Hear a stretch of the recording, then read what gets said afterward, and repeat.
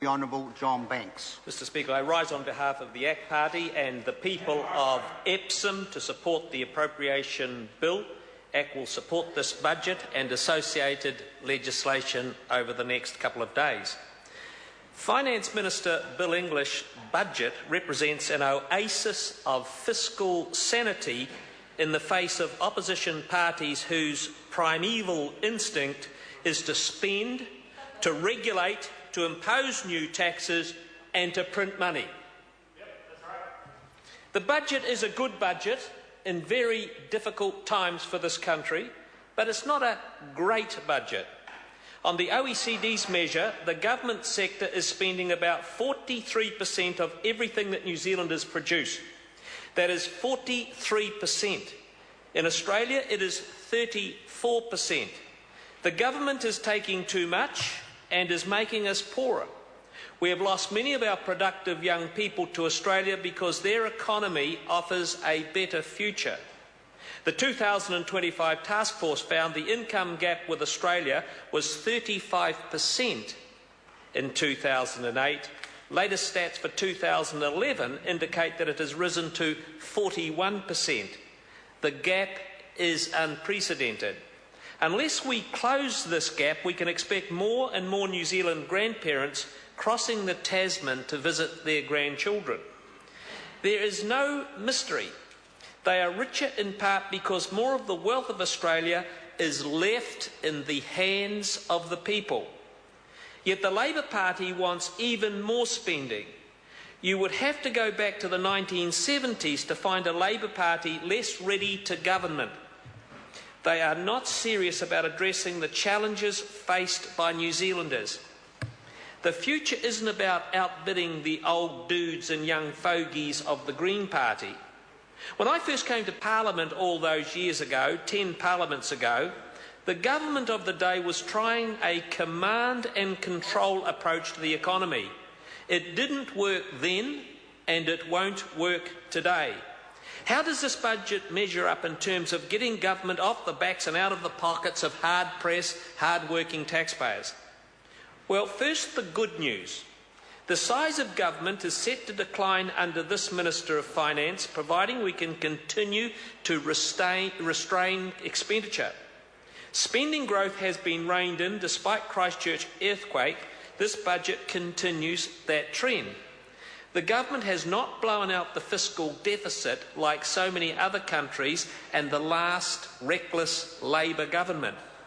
The government has stayed the course on partial privatisation despite court action and the dodgy referendum by the Labor Party and their mates the Greens. There have been significant welfare reforms. We are starting to tackle the culture of dependency and hopelessness. There is no tampering with the Reserve Bank Act. There is a willingness to improve the quality of regulation. We will have a regulatory standards proposal for this House to consider in the very near future. There will be meaningful change to the RMA. The government recognised that house prices are too high because land values are too high. The government is moving up to free up the supply of land, which ACT has long called for. In education, partnership schools are on the way. The budget provides just under $19 million over the next 4 years for partnership schools. Partnership schools will be a paradigm shift in education and opportunity for our poorest families. And I want to thank the Cabinet and the Minister of Education for making partnership schools happen. The government will spend $9.7 billion on education in this budget. The annual funding for partnership schools makes up less than 0.5% of that $9.7 billion. From 1999 to 2008, Labor increased spending on education by 47%. They spent billions and had no significant impact on the tail of underachievement in our schools. 47% increase in spending by the Labor government and no significant increase in the outcome for our most vulnerable, the bottom 20% who are consigned to oblivion. Partnership schools are a new and innovative option specifically focused on raising achievement for our most disadvantaged students, and I'm glad to be associated with that. And the only fear that the trade unions in the school movement have, and school teachers up and down this country, is that they could be a great success. Anyone who claims that spending less than 0.5% of the total education budget on a new initiative to raise achievement for our most disadvantaged students is paying petty politics. Petty politics. So now for the not-so-good news, Mr Deputy Speaker. The macro outlook, growth and unemployment is still mediocre. We look good because most member countries of the OECD look bad. We will not close the gap with Australia without lifting growth and productivity. The balance of payment outlook points to an international competitiveness problem. Taxes are too high because of wasteful and unnecessary government spending. The more expensive the government, the poorer the citizen. Let me say that again for the record. The more expensive the government, the poorer the citizen. The government needs to roll back Labor's poor quality programs, interest-free student loans and working for families, to name just two. Here is what the ACT Party will be urging National to do in a great budget.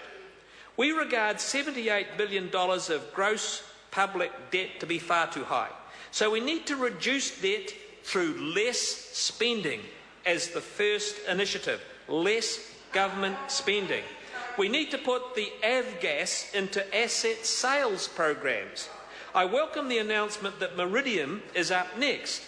Air New Zealand is performing well. Running an airline is a risky and tough business. We don't need to issue a prospectus. Why not sell the government's shares immediately? National should dump the Cullen Fund. Let's use it to pay off our debt.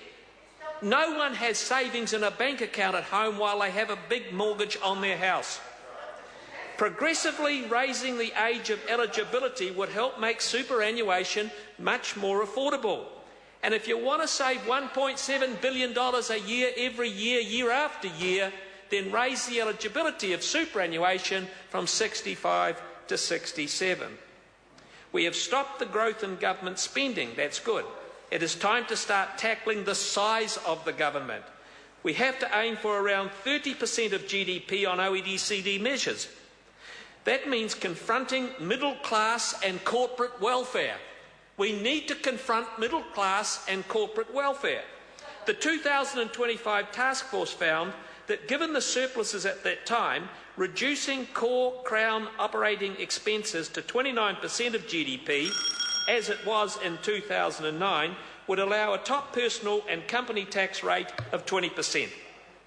The budget projections through to 2017 start to make this lost opportunity available again, and that's good. That's a long haul, but it's a goal worth pursuing. Spending reductions and partial use of surpluses could fund tax cuts. Tax cuts would improve economic growth and international competitiveness. The risk with future surpluses is that they simply are used to expand the size of government. Finally, Mr Speaker, this House needs to be more brave on regulatory reform. Further regulatory reform would help New Zealanders to understand how dopey politics like the nationalisation of electricity would be. Regulatory reform would bring and highlight how poor policies lead to poor laws, and that results in poorer citizens. We have a regulatory standards bill on the order paper, and that is on its way. The ACT Party and the people of Epsom back this budget. We say it's a good budget in difficult times, but in order to tackle the challenges New Zealanders face, we need great budgets. Unfortunately, the most significant risk we face is that from bad policy and bad politics generated from opposition benches. My job, indeed, Mr Speaker, is to ensure that they don't get their hands, that is, the opposition parties, on the levers of power. I call the Honourable Peter Dunn. Mr Speaker, the staff